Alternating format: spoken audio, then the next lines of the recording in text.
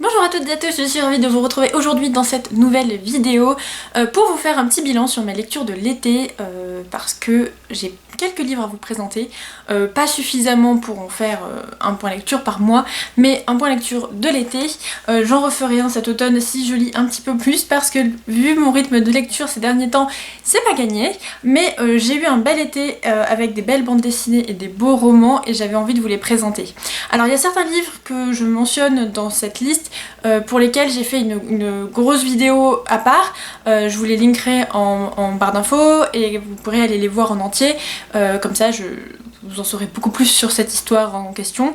Et il y en a d'autres où j'ai pas les livres avec moi et qui sont des bandes dessinées mais pour lesquelles j'ai normalement fait des posts Instagram, et dans ces cas-là je vous mettrai des petites images pour vous montrer à quoi ressemble l'intérieur de la bande dessinée. Et je vais commencer sans plus tarder avec une bande dessinée que j'ai adorée mais qui est vraiment une de mes préférées, vraiment dans mes préférées de toutes, que j'ai pas vu beaucoup passer sur Instagram ou sur YouTube, je suis assez étonnée d'ailleurs. Il s'agit de Momo, qui est une bande dessinée éditée chez Casterman, qui a été écrite par Jonathan Garnier. Jonathan Garnier qui est aussi le scénariste des Bergères guerrières, et illustrée par Ronnie Autin. Et alors là on est dans un univers qui est tout doux, mais c'est d'une douceur et d'une beauté. On est dans une France des années 90, c'est en franc, on est en Bretagne, dans un petit village au bord d'océan. On va suivre une petite fille qui a 5 ans, qui s'appelle Momo, qui est élevée par sa mamie pendant que son papa, marin-pêcheur, part en mer, et on va suivre donc sa petite vie de petite fille qui va vouloir jouer avec les grands, avec les adolescents. On va voir un peu cette part des adolescents qui se cherchent et qui se découvrent. On va voir un peu toutes les histoires du village qu'il y a, et c'est tellement touchant et tellement mignon. Au niveau des dessins, ça m'a beaucoup fait penser à certaines animations Ghibli, mais à la française, et du coup ça fait encore plus chaud au cœur à voir, je trouve. C'est hyper mignon et sincère et juste. Et par contre, si vous pouvez avoir les 2 tomes avec vous, ce serait génial, parce que la fin du tome 1 mérite et nécessite d'avoir le tome 2 avec soi, c'est très important, je vous l'assure. Vous verrez pourquoi si vous le lisez. Sachant que j'ai pu un peu discuter avec l'illustrateur, et il m'a dit qu'à la base ça devait être qu'un seul tome, mais voilà, que ça a été découpé en 2, et je trouve que ça fait vraiment sens un tome. Donc voilà, si vous pouvez avoir les 2, c'est encore mieux, parce que la fin du tome 1 va vous laisser sans voix, je pense. En tout cas, moi, cette bande dessinée m'a fait passer vraiment du sourire, de la joie aux larmes et à la stupéfaction, disons. C'est une très belle bande dessinée. Pour les petits, ça peut être très bien, mais pour les grands aussi, il n'y a vraiment pas trop d'âge. Je trouve qu'elle peut s'apprécier à n'importe quel âge, et c'est vraiment une belle... un des très très beaux livres. Voilà, j'espère que les images vous auront donné envie de la lire, parce que c'était super. Une autre bande dessinée que j'ai découvert cet été, il s'agit de l'Odyssée d'Hakim, le tome 1 de Fabien Toulmé. Alors là on est dans une biographie témoignage extrêmement dur à lire. En tout cas pour ma part c'était assez dur à lire, puisque Fabien Toulmé va aller à la rencontre d'un immigré, d'un réfugié qui est parti de la Syrie, je crois que c'est de la Syrie, en France en fait, où il s'est installé ensuite avec sa femme et son fils. Et là aussi c'est d'une justesse et d'une tendresse.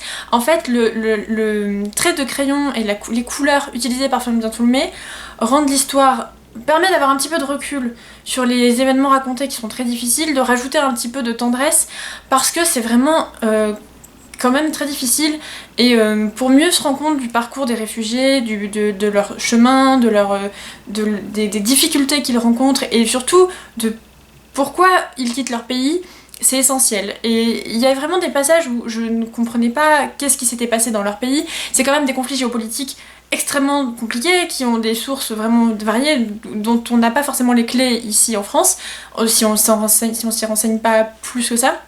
Et là on comprend un peu qu'est-ce qui se passe là-bas, qu'est-ce qui fait que la population est en danger, qu'est-ce qui fait que la population veut pas partir mais a besoin ou ne peut plus rester en fait.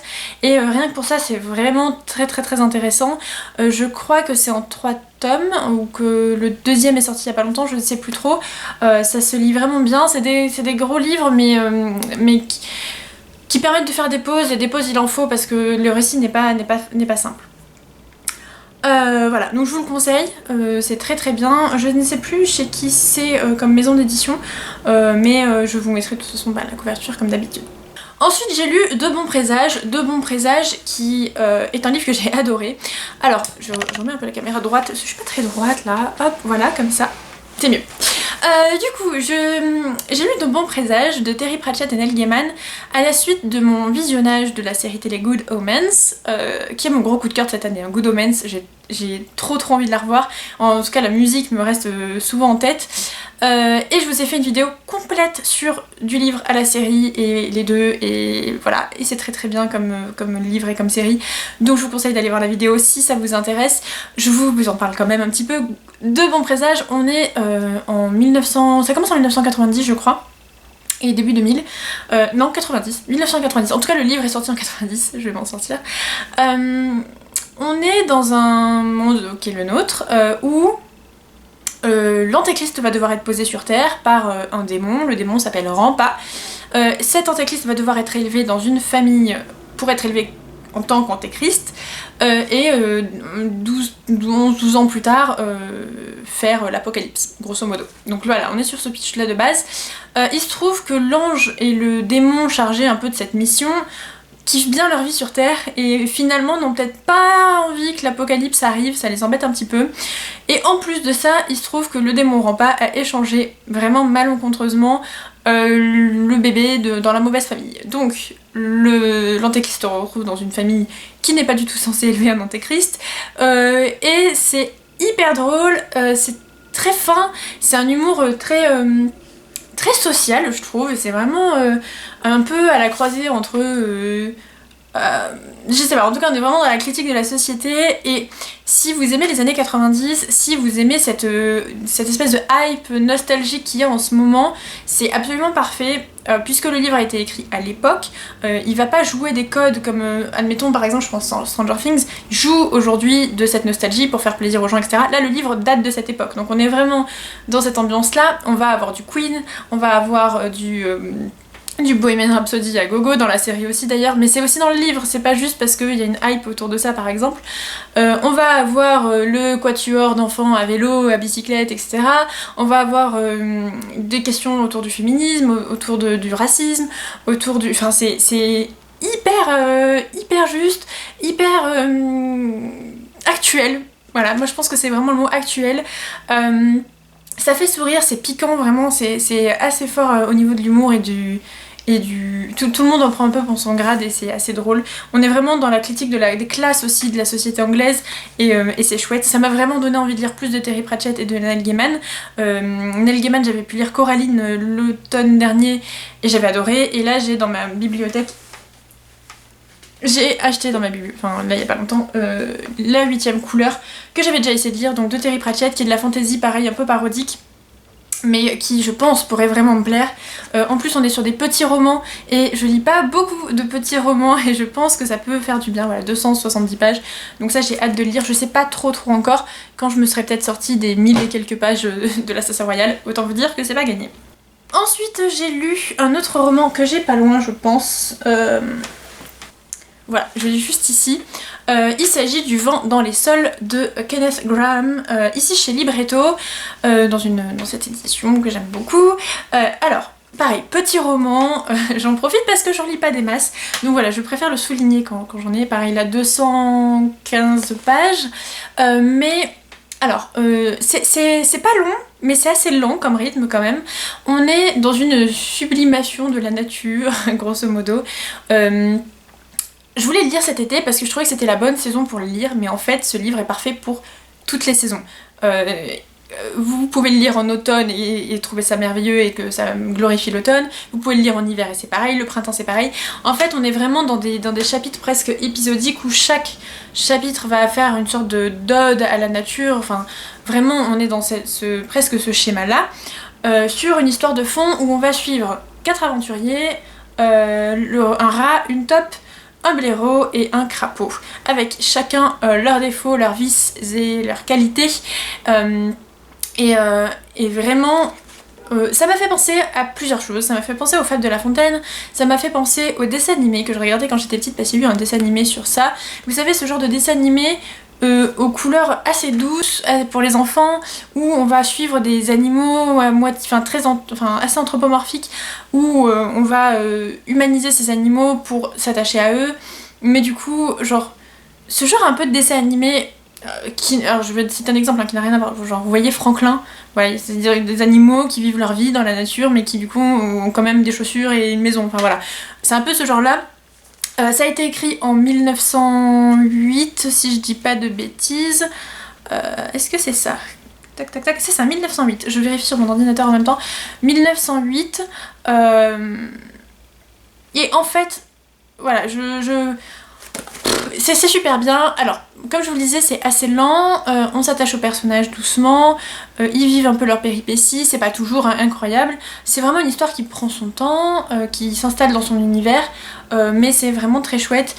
Si vous avez envie d'un livre pour l'automne, pour l'hiver, pour être très... En fait, c'est un livre un peu confortable, voilà. Un livre dans lequel on se sent bien, dans lequel on va pas... Un livre un peu doudou, c'est le mot qui me vient en tête.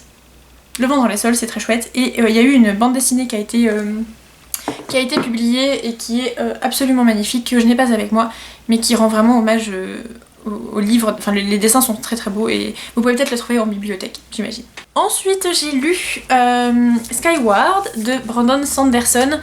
Et là aussi, je suis trop contente de l'avoir lu. Je vous l'avais présenté dans les livres que j'avais acheté à Londres et je l'ai lu assez rapidement parce que je l'ai lu à mon retour de Londres, justement.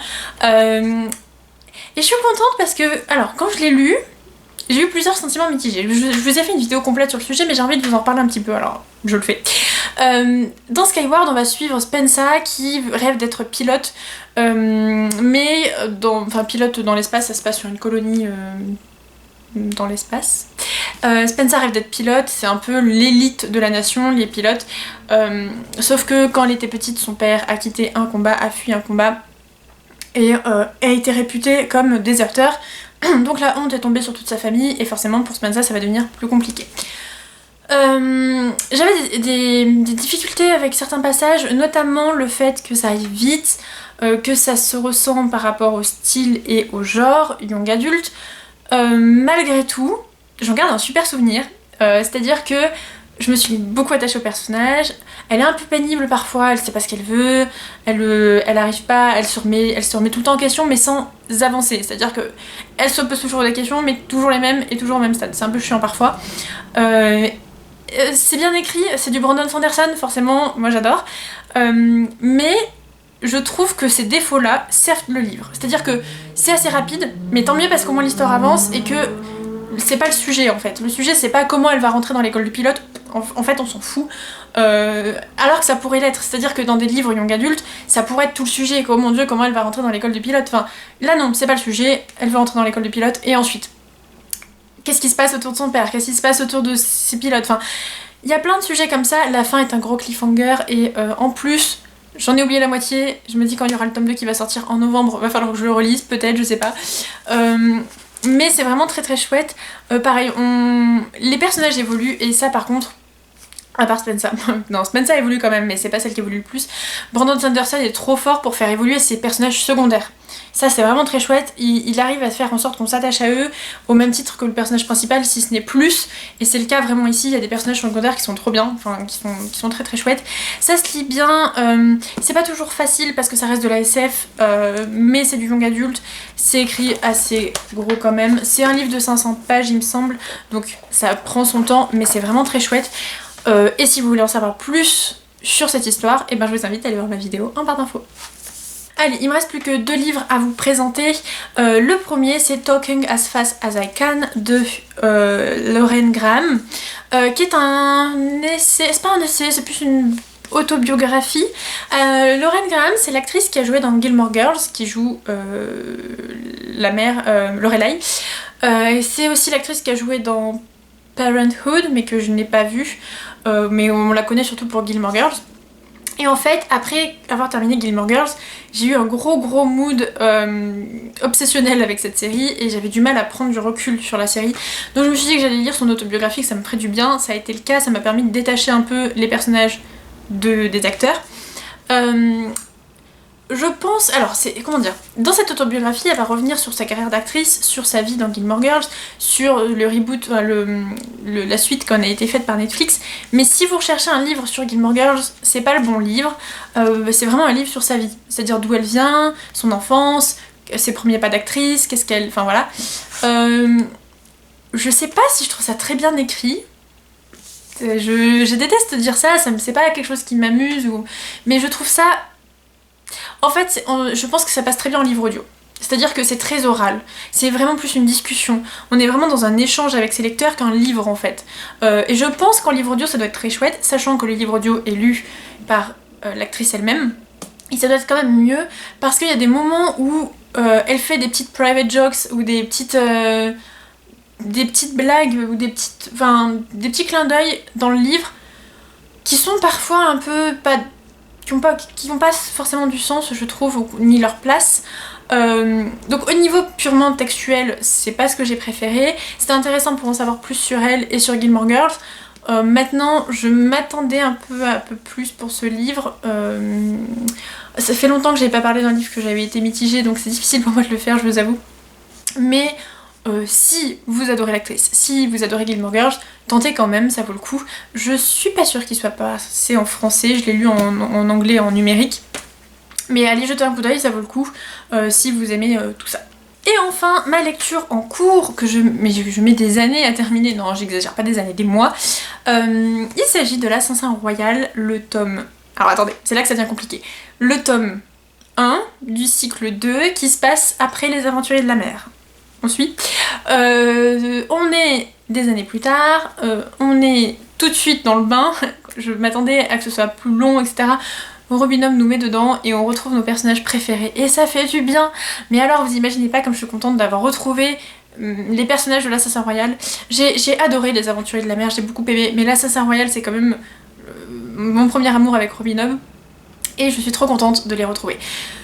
Après c'est long, c'est-à-dire que j'ai commencé début août et je galère à avancer, je lis pleinement un chapitre par jour, en ce moment beaucoup moins, donc je suis aux 2/3 du livre, il me reste un tiers, j'aimerais bien le finir dans les prochains jours, là je me remets à lire un chapitre par soir etc, mais c'est vrai que j'étais bien occupée et que j'avais moins le temps de lire, mais c'est toujours aussi bien écrit, c'est toujours aussi prenant, les personnages sont toujours aussi chouettes, c'est assez long quand même, mais dans ce cycle là, on en sait beaucoup plus sur le vif, on en sait beaucoup plus sur la suite forcément.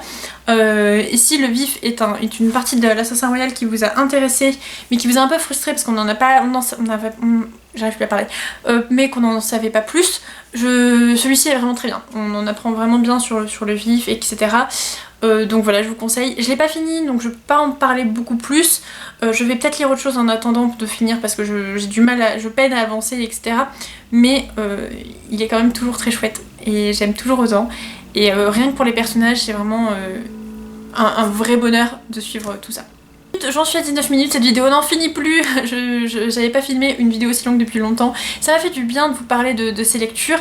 Je sais pas trop encore de quoi je vais vous parler après étant donné que je n'ai pas lu beaucoup et que je pense pas me faire une pile à lire de l'automne, de l'octobre, etc. parce que je n'ai pas forcément la tête à ça et que j'ai la tête sur d'autres objets culturels on va dire en ce moment. Je pense pas faire une vidéo sur les livres de l'automne, etc. Je vais voir, parce que j'ai pas forcément envie de lire ça en particulier en ce moment.